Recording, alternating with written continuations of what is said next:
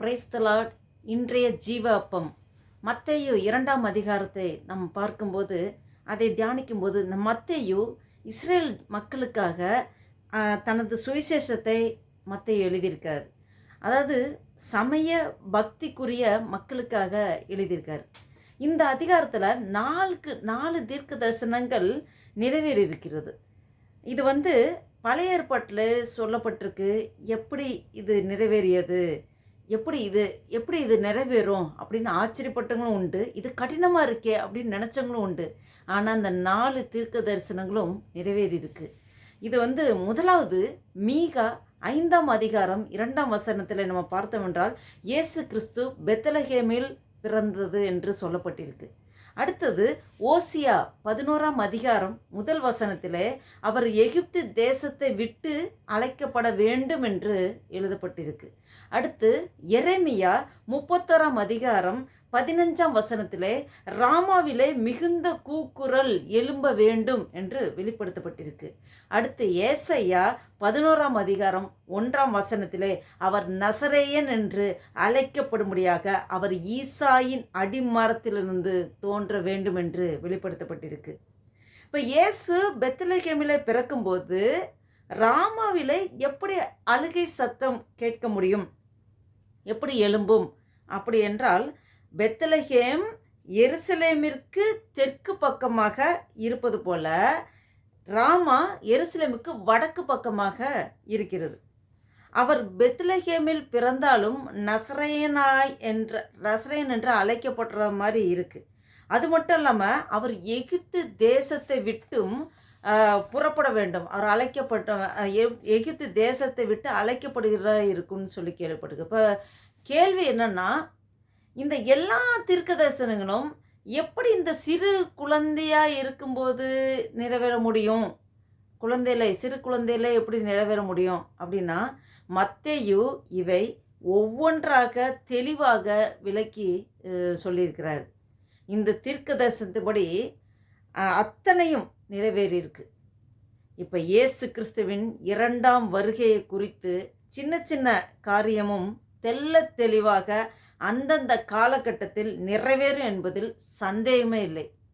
இந்த தீர்க்க தரிசனங்கள் எல்லாம் அந்தந்த காலத்தில் அது உயிருள்ள வார்த்தைகள். ஆண்டவருடைய வேத வசனம் எல்லாம் ஜீவனுள்ள வார்த்தைகள். அது எழுதப்பட்டது கண்டிப்பாக நிறைவேறும். அதே போல் எப்படி முதல் வருகை ஆண்டவர் கடவுள் இந்த மனிதனாக இந்த பூமியில் அவதரித்தது எப்படி பழைய ஏற்பாட்டிலே முன்பே எழுதப்பட்டு அது நிறைவேறினதோ, அதே போல் இந்த 2ஆம் வருகை, ஆண்டவர் வரப்போகிற 2ஆம் வருகை பற்றி அநேக இடத்துல பிரசங்கள் நடந்து கொண்டிருக்கு. அநேகர் சொல்லிக்கிட்டு இருக்காங்க. இது கேட்டு கேட்டு சோர்வடையவங்களும் இருக்காங்க. ஆனாலும் எழுதப்பட்டு கண்டிப்பாக நிறைவேறும். ஆண்டவர் வருகை அதிசீக்கிரத்தில் இருக்கும். வேலை ஜெபம் செய்வோம். அல்லேலூயா. ஸ்தோத்திரிக்க கர்த்தாவே, நன்றி தகப்பனே, நன்றியோடு துதிக்கிறோம், ஸ்தோத்தரிக்கிறோம். நேற்று மின்று மாறாதவரை அன்பு நேசர பரம தகப்பனே, நன்றியோடு துதிக்கிறோம் ஐயா. ஸ்தோத்திரிக்க கர்த்தாவே, அப்பா இந்த புதிய நாளைக்காய் ஸ்தோத்திரம். இந்த நாளை காணும்படியாக எங்களுக்கு ஜீவன், சுகம், பலன், ஆரோக்கியத்தை தந்து நடத்தி வர கிருபைக்காய் நன்றி செலுத்திக்கிறோம் ஆண்டவரே. நாங்கள் நிற்பது நிர்மூலமாக இருப்பது உங்கள் சுத்த கிருபை ஆண்டவரே. காலைதோறும் உடைய கிருபைகள் புதிதாக இருக்குது ஆண்டவரே. உடைய புதிய கிருபையினால எங்களை அனுதினமும் நீர் வழி நடத்தி வருகிற தயவுக்காய் நன்றி செலுத்தி ஆண்டவரே. ஸ்தோத்திர கர்த்தாவே ஆண்டவரே, இப்போது தியானித்தபடி ஆண்டவரே, பழைய ஏற்பாட்டிலே ஆண்டவரே நீர் தீர்க்க தரிசனமாக வெளிப்படுத்தியிருக்கிற ஆண்டவரே.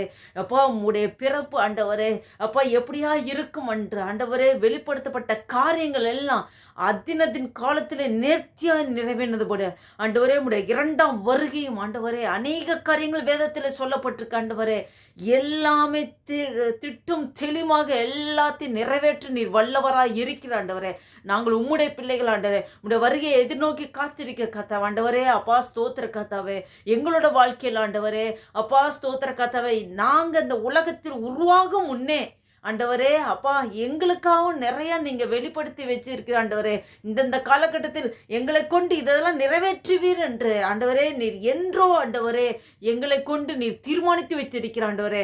எப்படி இயேசு கிறிஸ்து இந்த பூமியில் வரும்போது என்னென்னலாம் நடக்கும் என்று பழைய ஏற்பாட்டு காலத்திலே ஆண்டவரே எவ்வளோ வருடங்களுக்கு முன்பே பழைய ஏற்பாட்டிலே நீர் வெளிப்படுத்தியிருக்கிறீர். அதே போல ஆண்டவரே எங்களோட வாழ்க்கையிலும் ஆண்டவரே நீர் முன் குறித்தது நிறைவேறும் ஆண்டவரே. அப்பா ஸ்தோத்திர கத்தாவே, நாங்கள் எல்லாத்துக்கும் நன்றி செலுத்திக்கிறோம் ஆண்டவரே.